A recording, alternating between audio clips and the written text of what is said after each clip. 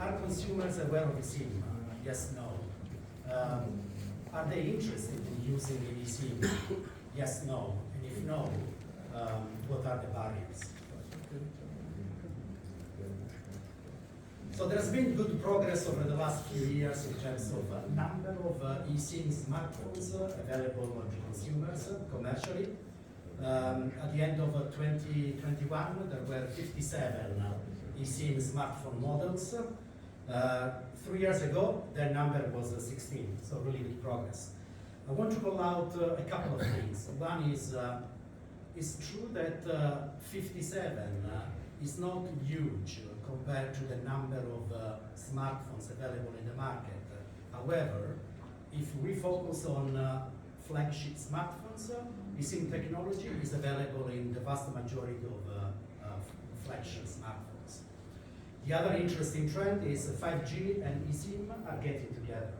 In fact, of those 57 eSIM smartphone models, 32 have a 5G technology, 25 don't have a 5G technology. The other interesting trend is that various eSIM smartphone models have a retail price below $500. Some of them even $300. That's good. That's good for some segments of the market, low-end, mid-end customer segments. There's been really good progress also in terms of availability of commercial eSIM service for smartphones. We tracked the number of countries that have made eSIM available. The number was 82 at the end of 2021 compared to 24 at the end of 2018. So most major markets are now on board. If we take a picture of the top 30 markets by size, eSIM is everywhere. So we go North America, in Europe eSIM is now everywhere. Latin America, really good presence. Africa is catching up. China still missing, but for how long? Timelines are still unclear, but we all know how important is China in the context of developments and innovation in the smartphone market. So China will come. This means that if you take these 82 countries and calculate how many mobile connections are available in those 82 countries, that means more than 3 billion mobile subscribers. So eSIM is already reaching more than 3 billion mobile subscribers. What about operators? So we also track the number of operators who have launched commercial eSIM service. When I say operators, I mean MNOs as well as MVNOs. So the number was 232 at the end of 2021. However, discussions with eSIM vendors suggest that this figure is slightly higher than 232. eSIM is a group strategy for Telefonica, Deutsche Telekom, Vodafone, and what we see is that MVNOs are also driving developments, especially for international roaming. If we look at the future, our survey with operators, MNOs and MVNOs, suggests that by the end of next year, 88% of operators will have launched eSIM service for smartphones. So really good progress from a technology perspective, devices, services, etc. Now we're going to focus on consumers. What do consumers think about eSIM? We conducted a survey across 8 major markets. eSIM commercial service is available in all of them. So the first question was, okay consumer, do you know what eSIM is? On average, across these 8 markets, less than 30% of consumers are aware of eSIM, on average. So that means that the consumer awareness of eSIM is still low. The good news is that if we compare 2021 with 2020, there was a 5 percentage point increase in terms of consumer awareness on average across these markets, with even double-digit increase in the US, Japan as well. So consumer awareness is still low, but it's growing. Also, the other interesting finding is that there is no correlation between consumer awareness of eSIM and timelines for eSIM launches. For example, US was one of the first countries to launch eSIM, but awareness is still lower compared to Japan, Italy, or Germany, or UK. UK is another country where eSIM was launched in 2018. Another interesting finding is this one. So even when we take the 30% of consumers who are aware of eSIM, 23% of those don't really know if the device that they are using, the smartphone that they are using, has eSIM functionality. So it's not only about operators promoting eSIM, but also OEMs telling people, hey, you know what, your device, the device that you are using, has eSIM functionality. 23% of people don't know. Second question was, okay, consumers, you say that you know what eSIM is. How did you first find out about eSIM? 28% of people said, oh yes, I know about eSIM because I read an article about eSIM. But to me, the interesting finding from this survey was that there has been slow push by operators and OEMs. I think MVNOs are an exception. MVNOs are pushing eSIM way more than MNOs. But overall, promotion from operators and OEMs is still very, very low. That means that operators and OEMs don't talk much about eSIM to their customers. This could be the case of me going to an Apple store, Samsung store, because I want to buy a smartphone. They don't tell me, hey, you know what, this smartphone has eSIM functionality. So that means that there is a lot of work to do by OEMs and operators to promote eSIM benefits, raise consumer awareness of eSIM. Why OEMs and operators? Because they are the direct touch point with consumers. Okay, the next question was, we took all the sample and we explained, okay, you say that you don't know what eSIM is. I'm going to tell you what eSIM is. So we explained eSIM is this, these are the benefits. And then we said, okay, now that you know what eSIM is, are you interested in using eSIM in your mobile phone at some point in the future? It's a 50-50 picture. 50% of consumers said, yes, I'm interested. The other half said, I'm not interested, or I don't know. Again, significant variation by country, 60% in Brazil, South Korea, all the way down to 29% in Japan. And there are no major differences by smartphone brand. If you look at iPhone users versus Samsung users, Huawei, etc., it's pretty much the same picture, 50-50. What is interesting is that if you look at 5G users, they are more interested in using eSIM compared to 4G users. And that's not a huge surprise, because we all know that digital consumers, who are typically 5G users, are the early addressable market for eSIM. And then we said, okay, consumers, you say that you are not interested in using eSIM on your phone at some point in the future. Why is that? Why you are not interested? 22% said, well, you know what, I'm happy to use a traditional removable SIM card. Is that a surprise?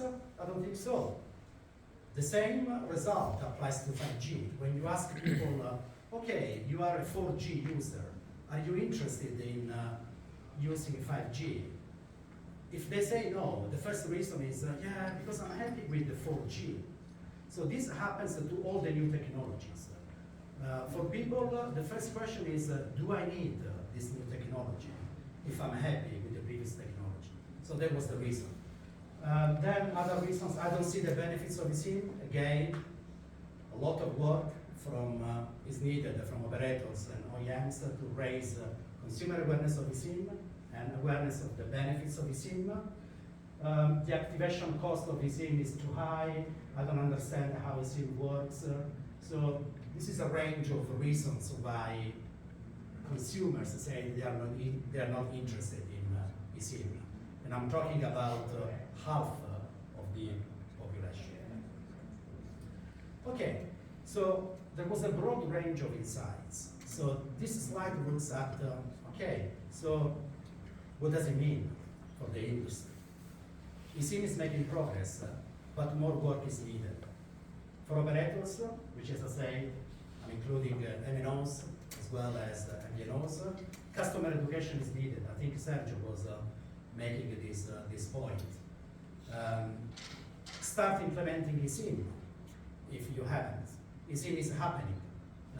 We saw that more than 200 operators have already launched commercial eSIM service. There are still 500 who have yet to launch. eSIM is happening, you need to start now. For OEMs, again, customer education is needed. Democratize eSIM devices. So we're talking still about flagship smartphones, but to drive mass market adoption of eSIM, OEMs will need to introduce eSIM technology into cheaper devices to democratize eSIM adoption. And then think about the transition to eSIM only. How will the transition to eSIM only smartphones look like? Who is going to be the first? There are rumors that Apple will be the first. How fast will the other OEMs react? For eSIM vendors, they are not a direct touch point with the customers, but it's a B2B model. So I think what is needed is better user experience, excellence of eSIM management capabilities, and etc. So, what is coming next? We are preparing the new GSMA intelligence report, which we will publish in early July. And this report will include a lot of eSIM market intelligence. List of devices that have eSIM capability. List of operators and MVNOs that have launched eSIM service. More granularity around the consumer survey. eSIM consumer adoption. We are currently revising our forecast for consumer adoption of eSIM in smartphones. We will provide the 3 scenarios: low adoption, medium adoption, high adoption, with the forecast all the way to 2030. And then we conducted a survey. I think some of you have participated in this online survey, asking eSIM vendors a number of questions about what could accelerate eSIM adoption. So this report will include the results of the survey. Last but not least, GSMA Intelligence is part of GSMA. GSMA has a number of eSIM services. Really the goal is to support growth of eSIM with a standardized and global approach. There are 3 eSIM services. GSMA eSIM Discovery, which is basically a streamlined digital mechanism to provision profiles to consumer devices. And also this service, there are also 4 resellers of this service. Then GSMA EU SEC identity scheme for the identification number required for eSIM. And then last but not least, GSMA EU SEC security assurance. And a couple of weeks ago, or probably less, 10 days ago, STM became the first company to be issued with a GSMA EU SEC security assurance certificate. And that was a good milestone for the industry. If you want to know more about this GSMA SIM service, there will be a stand starting from tomorrow. So GSMA people will be here. I think it's table number 10 in the main room. So feel free to go there and talk with GSMA about these services. If you want to know more about GSMA Intelligence, what we do, our data, our research, please feel free to reach out, info@gsmaintelligence.com. And thank you very much for your attention. I don't know if you have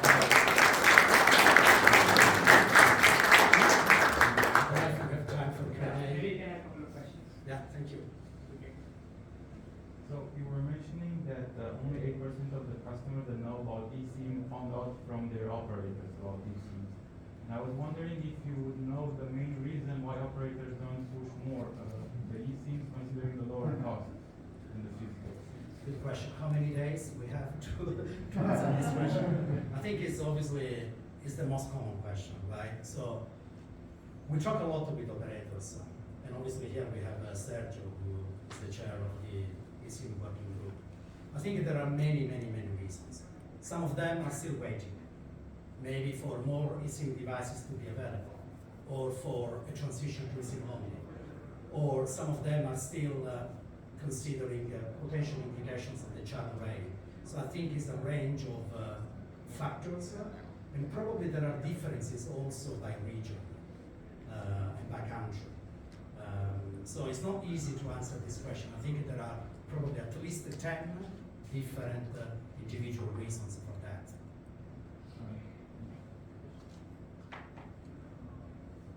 We did a survey in Saudi, and it shows the customer doesn't want to have an eSIM because it's not easy to move to provide from one phone to another phone. How is this going to be resolved?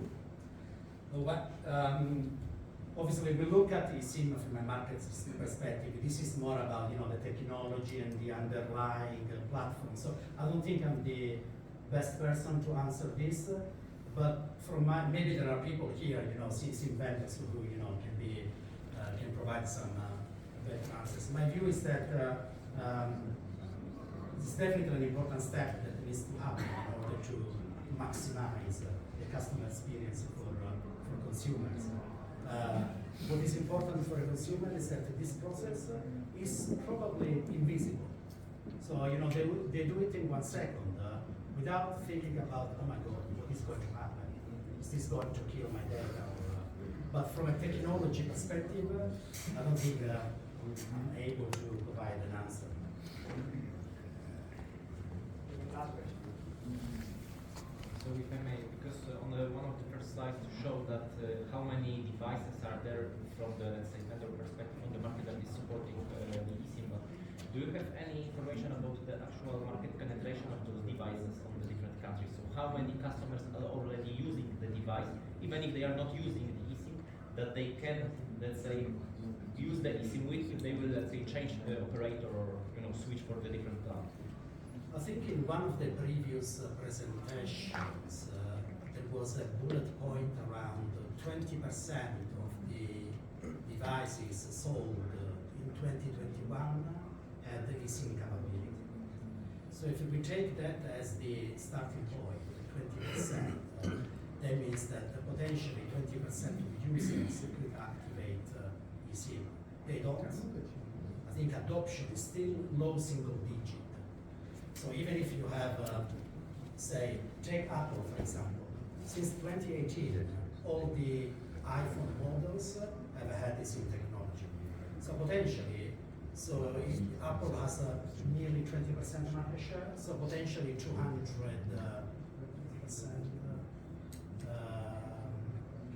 million devices. I think the penetration of eSIM within that is probably low single digit. So there is a gap. So many consumers have eSIM devices, but they don't activate eSIM. So I think penetration is still very low.